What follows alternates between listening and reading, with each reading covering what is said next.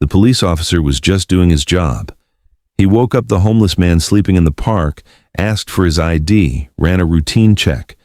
But the voice that came through the radio that night would change everything, because that man's identity would force the officer to question his entire worldview. Welcome to Daily Soldier Stories. Before we begin this powerful story, tell us in the comments which city you're watching from today. And if you believe stories like this need to be heard, hit that subscribe button and help us keep these voices alive. It was 11:47 p.m. in San Antonio, Texas. In the corner of Travis Park downtown, under the dim glow of street lamps, a man was sleeping. Next to him was an old backpack containing a few bags and a worn blanket. He wore a faded desert camouflage jacket over torn jeans. Officer Marcus Chen had been working this route for 7 years. San Antonio Police Department night shift, downtown patrol, same faces, same problems. He'd seen this man a few times before, a couple weeks ago, near Alamo Plaza. Quiet, calm, the type who didn't cause trouble for anyone. But city ordinances were clear. Overnight camping in parks was prohibited. Chen was 31 years old, with 6 years of experience at SAPD.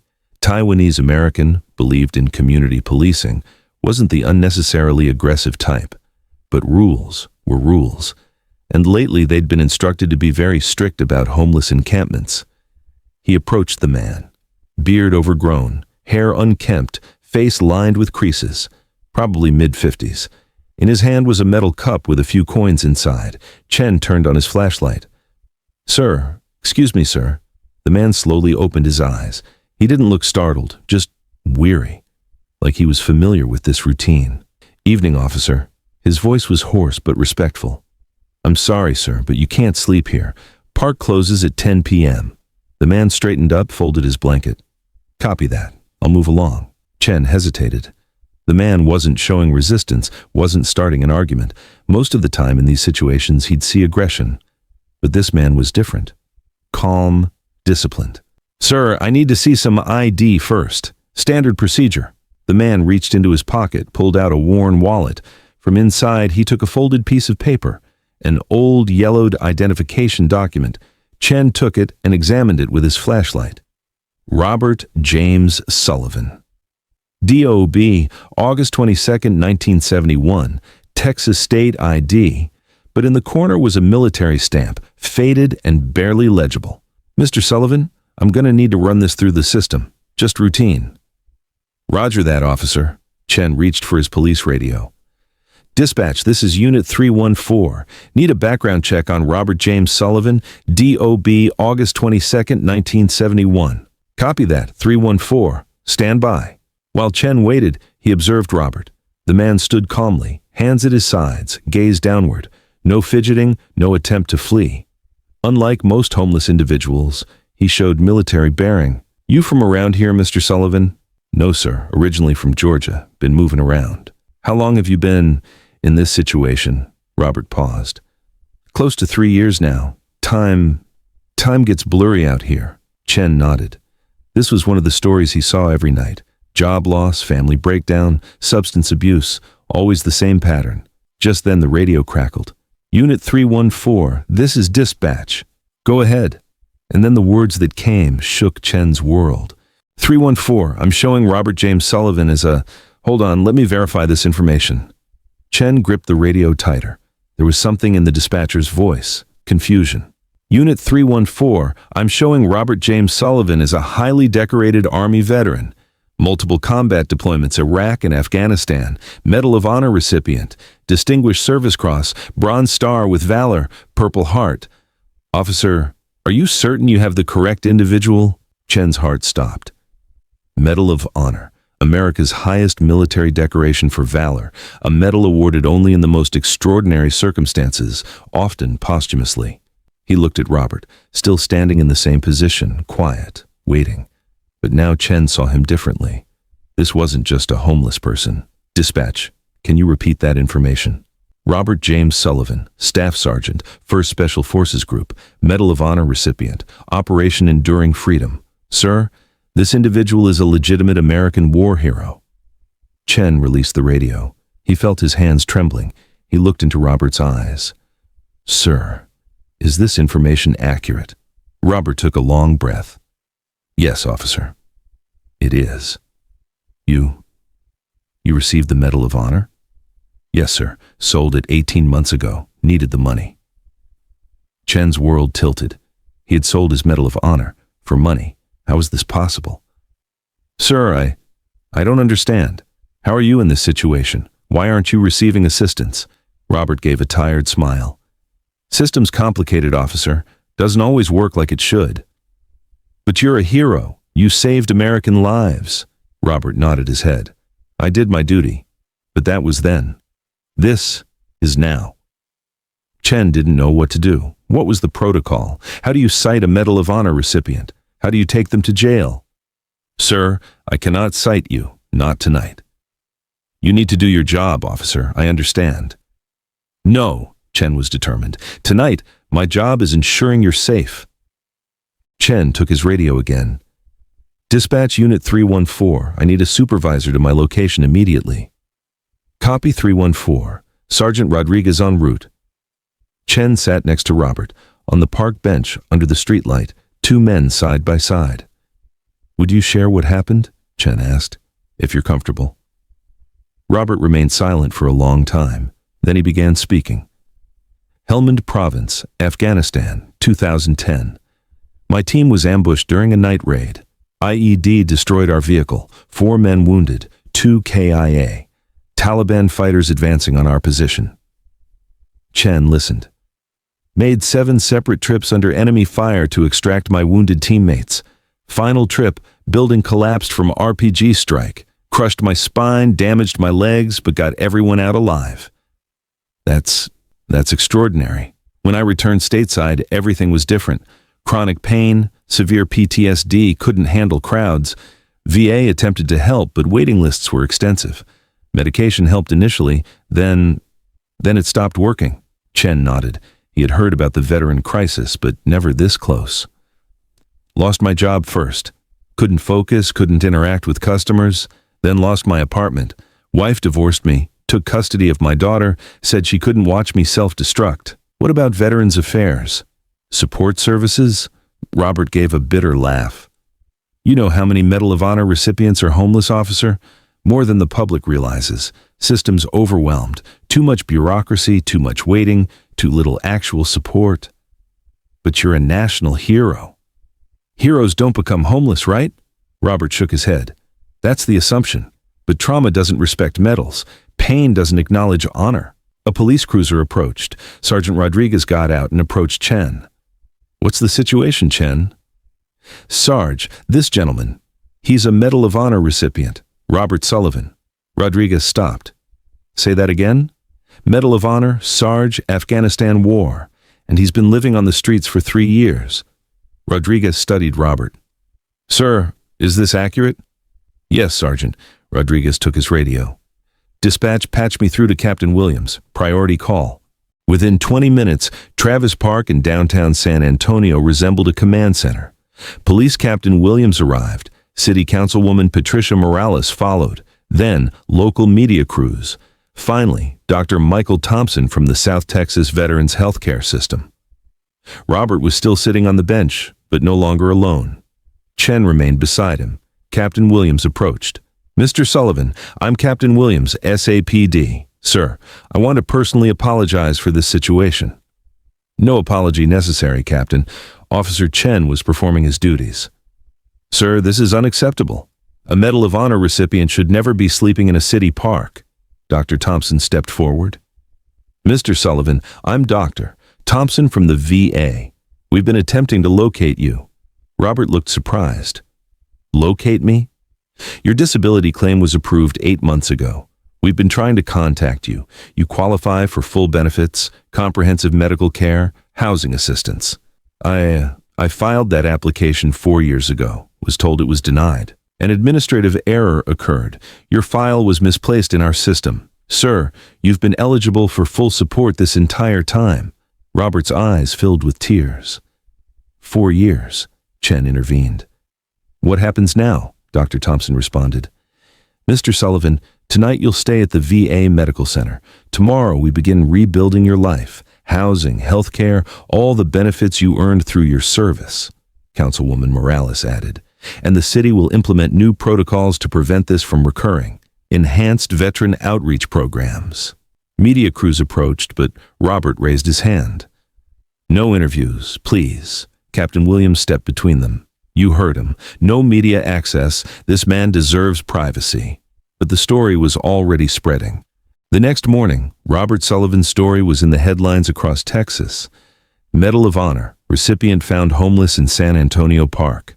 But this time, the media was responsible. Not hero worship, but analysis of system failure. Chen woke up different that morning. After his night shift, he'd gone home, but couldn't sleep. Robert's face haunted him. He drove to the South Texas Veterans Medical Center. He wanted to visit Robert. Robert was in a clean hospital bed, wearing fresh clothing. His face looked more rested. Didn't expect to see you here. Wanted to check on you, sir. How are you feeling? Overwhelmed, honestly. Everything's happening so rapidly. Dr. Thompson says I have full benefits. They're arranging housing, treatment for my back and PTSD. That's excellent news. Robert hesitated. Officer, may I ask you something? Of course. Last night when you discovered my background, why didn't you simply walk away? Would have been easier, Chen thought. Because it wasn't right. A man who defended our country shouldn't sleep in a park, and because I realized I'd been viewing homeless individuals as problems, not as people. Most people do. That's the real issue, isn't it? We stop seeing the human being. Robert nodded. Every homeless veteran has a story. Most never get the opportunity to tell it. Dr. Thompson entered the room. Mr. Sullivan, sorry to interrupt. We have housing ready. Fully furnished apartment covered by veteran assistance programs. Just like that? Should have been just like that 4 years ago. We failed you, sir. We're attempting to make it right. 1 week later, Robert was living in a small but clean apartment. For the first time in 4 years, he had his own keys. Chen visited. Robert made coffee, hosting guests for the first time. How does it feel? Chen asked. Surreal. Keep thinking I'll wake up back in the park. You won't. You're home now. Robert looked out the window. You know what the most difficult part was? Not the cold, not the hunger. It was becoming invisible. People walking past like you don't exist. I'm sorry. Don't be. You changed that. One person seeing me as human changed everything. Chen learned the continuation of the story. Robert's treatment, physical therapy, VA counselor sessions, slowly rebuilding his life. But most importantly, Robert's new mission. I want to establish a program, Robert said. Veteran outreach, street-level contact. Find those who slip through the cracks. Like you did? Exactly like I did. Partner with police departments, train officers to identify veteran indicators. You probably encounter homeless veterans weekly and don't recognize it. Chen knew this was true. Would you assist me? Robert asked. How? Be my police liaison, help train other officers, change how departments handle homeless veterans. Chen didn't hesitate. Yes, absolutely yes. Robert and Chen's program launched as a pilot in San Antonio. Guardian Bridge Initiative. Training police officers in veteran identification, homeless outreach protocols, direct VA connections. In the first 6 months, they identified 52 homeless veterans. 38 were placed in housing. 31 received medical care. 23 enrolled in job training programs. Chen was now a different officer. He approached every homeless person differently. He asked questions. He listened. He heard stories. Robert's apartment transformed into an informal veteran gathering place. Weekly, 12 to 15 veterans visited. Not group therapy, just coffee and conversation. Without judgment. One day, Robert showed Chen something, a letter received in the mail. From the Congressional Medal of Honor Society, Robert said, inviting me to the annual convention to speak about homeless veteran advocacy. That's incredible. 5 years ago, I sold my medal for $200 to buy food and medication. Now they want me to address Congress about veteran issues. Are you going? Robert smiled. Yes, but not alone. You're coming with me. Me? This began with one police officer seeing a person instead of a problem. That story needs to be heard. In a congressional hearing room in Washington, D.C., Robert stood at the microphone, with Chen beside him. In the audience were senators, veteran advocates, national media. Robert read his prepared statement. 4 years ago, I was sleeping in Travis Park in San Antonio. A police officer could have arrested me, processed me, forgotten me. Instead, Officer Chen saw me as a human being. That single moment of humanity saved my life. He paused. But I'm not here to discuss my rescue. I'm here to discuss the thousands who aren't rescued. The Medal of Honor recipients, the Purple Heart veterans, the everyday soldiers who served America and now live on streets. Another pause. The system didn't fail me. People failed me. And people saved me. One person at a time. He looked at Chen. Policy changes are crucial. Funding is essential. But real change occurs when one human being sees another human being. When a police officer takes 5 extra minutes.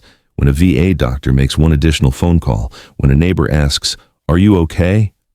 The audience was silent. Every homeless veteran was once somebody's hero. They're still heroes. They just need someone to see them again. A standing ovation followed. After that speech, everything shifted. Robert's story became national news, but with a different approach. Not a victim narrative, but a solution story. Guardian Bridge Initiative launched as pilots in 22 cities. Police departments received veteran identification training. VA hospitals established street outreach teams. Chen was promoted in San Antonio, lead of the Community Relations Division, full-time responsibility for homeless veteran services coordination. Robert became a national speaker, always the same message, see the person first. CNN, Fox News, NPR interviews, always bringing Chen along. Always crediting that first human moment. 2 years later, Chen was on night patrol, same park, same bench, but now it was different. On the bench was a bronze plaque, in honor of all veterans who struggle in silence. City of San Antonio. Chen's radio crackled. Unit 314, we have a homeless individual in Brackenridge Park. Can you respond? Copy, dispatch, en route. But now Chen approached differently. Questions prepared, resources ready, and most importantly, perspective changed. He arrived at the park and saw a young man. Early 30s, military haircut, desert boots. "Sir, I'm Officer Chen. Are you all right?" The man lifted his head. In his eyes was a familiar look. PTSD, exhaustion, pride. "I'm fine, officer." "Were you in the military?" A long pause. "Marines, 2 deployments in Iraq." Chen recognized the signs now. "What's your name?" "David Martinez." "David, I know someone who'd like to meet you. Someone who understands." Chen reached for his phone. He dialed Robert's number. "It's Chen. I have someone here you should meet." 20 minutes later, Robert arrived. Not in a taxi, but in his own car.